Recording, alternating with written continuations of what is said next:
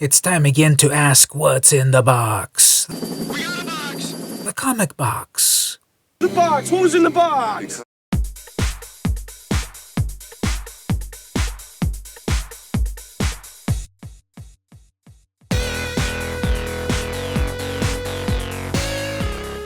Hey everyone, it's vmcampos, comic book fan, and I've got a big package for you.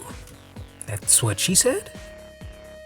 It's a big old box of comics. Don't you just love it when you get a box of comics and you don't even remember what you bought? I know I do, because I get to open the box with all of you. So that's what I'm going to do, and it doesn't fit in the camera. But don't worry, once I open the box, we're going to actually be able to see the comics. And it's just a big old box that is too big. It doesn't even fit. That's what she said.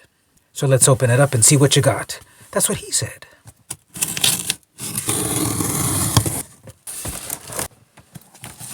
Yep, it's a big old stack of comics.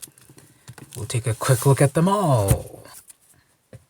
Alright, first of all, we've got Chips and Vanilla from Kitchen Sink Comics. This is number 1, $1.75. I have no idea what this comic is. And now I remember this is like a random lot of comics. There were some that I really wanted and some that are like, okay, I'll take them, I guess. And here's one of the, I'll take it, I guess. Chips and Vanilla. What is this? Tell me in the comments there. Yeah, what is this comic? Here's an interesting one. This one is from Phil Yeh, who I would always see at San Diego Comic-Con. This is Penguin and Pencil Gwyn. So this is a fun 80s comic with some cute drawings with a penguin and a pencil Gwyn. Get it? Pen Gwyn and pencil Gwyn. I believe there's 2 issues of this. I already had issue number 1. I guess getting issue number 2 would satisfy my completeness. This is 1986 on the cover. Oh, okay, yeah, here's issue number 3, actually. Where is issue number 2? Oh, no. This is quite a tragedy. I already have number 1, but I need number 2, because now I have number 3. Maybe it's in the pile here. So this is gentle fun from the independent black and white comics boom of the 80s. Moving on, less gentle over here is Milk and Cheese, second issue, which is actually number 5, stupid. This is from SLG. And this is during the comics craze of issue number 1s in the 90s. This is Evan Dorkin's magnum opus. Or would you say it's Dork or Eltingville? Anyway, we hate what you hate. And we hate you. Welcome to our world. So this is Dairy Products Gone Bad. Then we've got another Phil Yeh comic.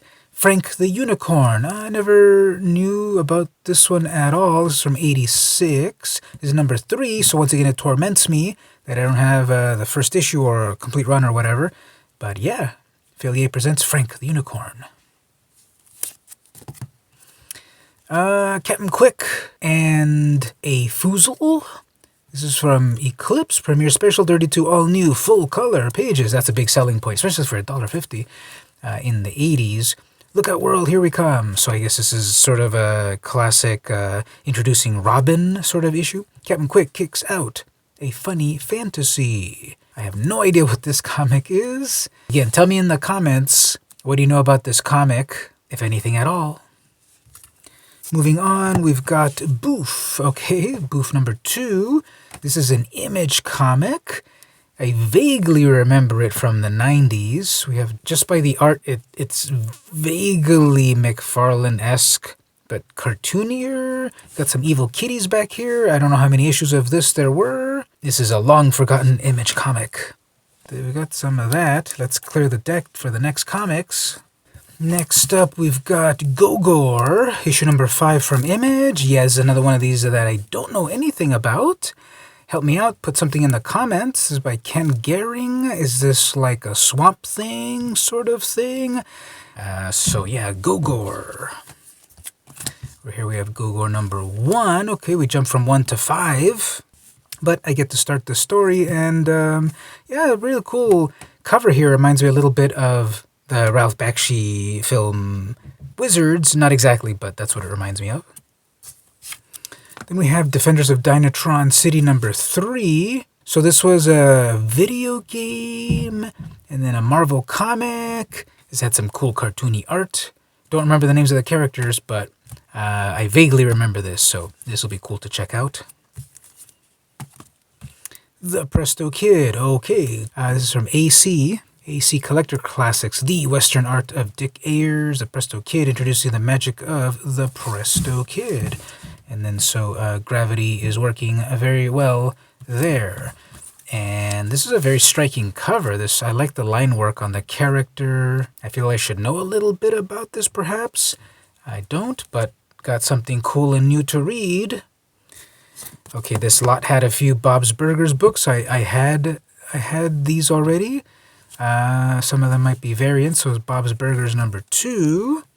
And this is number 3 from the creators of the hit TV show. And we got number 4. These are all the regular covers according to the barcodes. And then number 5. So 2, 3, 4, and 5. And here's some more. Oh, what's this? Some Ren and Stimpy comics. The Madcap Wrastlin' issue number 3 from Nickelodeon. Ah, no, merit badge today, Boy Scout. I wonder, I was going to say, is this Mike Kazela? He did some of the art for this series. This is marked as Mitch. Not sure who that is. Looks pretty good on model, these characters there.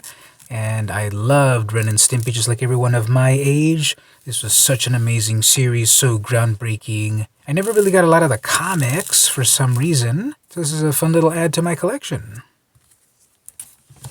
Here we have another Ren and Stimpy ice cream clones. Okay, so I wonder if this is contemporaneous with the clone saga of Spider-Man. So a lot of drawings there. I don't see a signature. Oh, here's perhaps over here. It kind of maybe looks like Mike Kazela. Maybe, maybe not. But yeah, classic Saturday morning cartoon goodness. Oh, here we go. Rocko's Modern Life number 1. Yes. This is one of the ones that I definitely wanted in this lot, now that it's all coming back to me.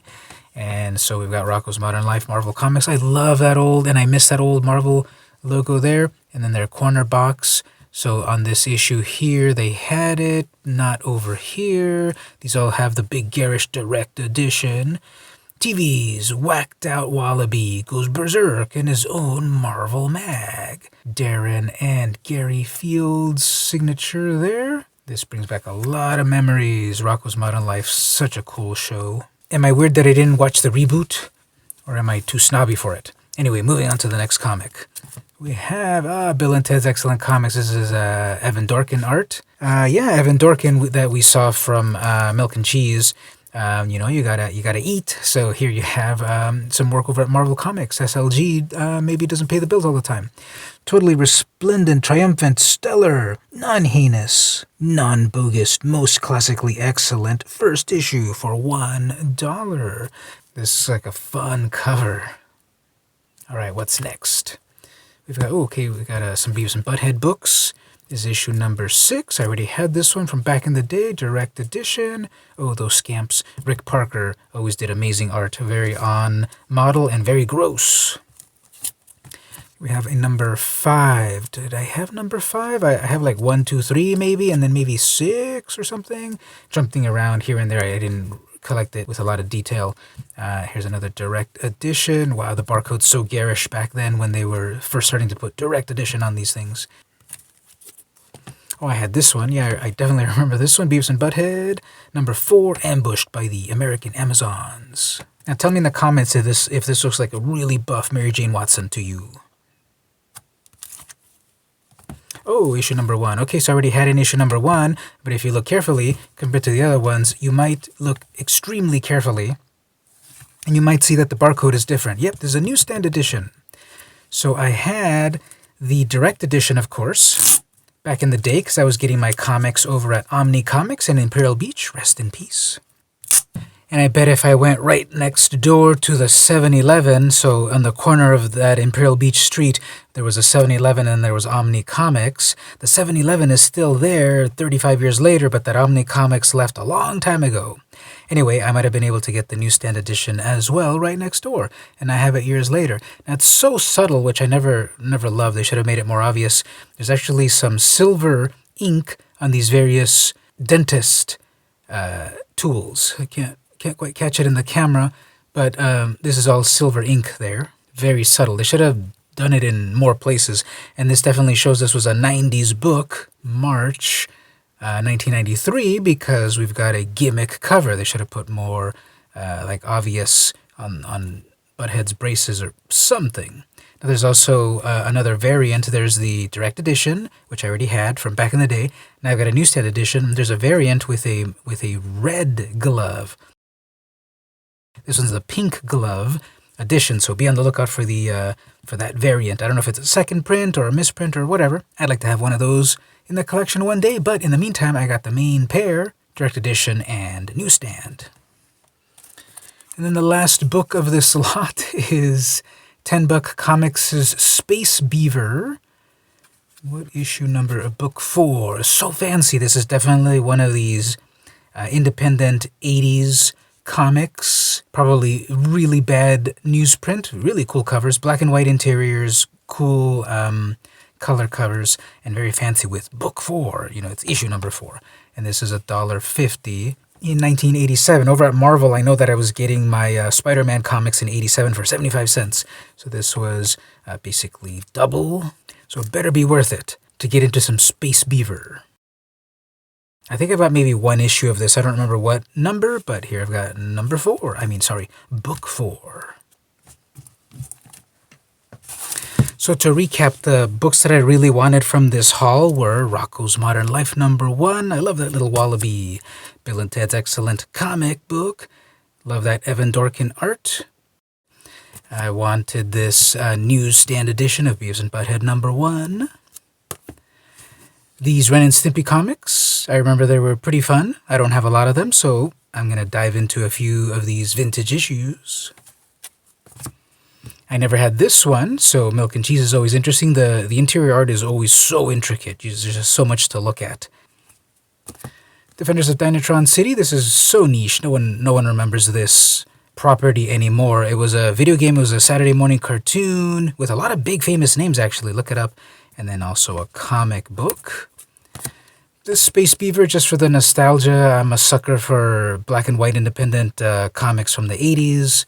And then, yeah, I'm like really curious about this. I don't know what this is at all. Oh, I just noticed something. What does this say right here? Thank you. Enjoy your free comic. So this one was my free comic? Okay, that's cool. I'll take it. Sure, thank you. Comic book seller from Houston, Texas. And yeah, so Chips and Vanilla. I don't know what this is at all. And the cover's really out there, so I can't wait to check it out. So now it's your turn. Tell me in the comments on all of the various things that I got here. What's interesting to you? Did you have any of these books back in the day? Did you watch the cartoon, see the movie, play the game, etc.? Tell me all about it in the comments. I'd really like to know. If you liked the video, don't forget to like, comment, share, subscribe, ring the bell, battle the Minotaur, do all that good stuff. If you really like my videos, consider going over to Patreon and pledging to help keep the channel going. I would really appreciate it. You would become part of the elite club, the VMC crew, of people that not just watch and enjoy my videos, but help the videos progress. Every little bit counts. I would really appreciate it. If you can't quite pledge at the moment, no worries. Simply enjoy my stuff and pass it on. I would really appreciate it. Help me go viral. Well, this has been vmcampos for another episode of What's in the Comic Box. What's in the fucking box? I'll see you next time.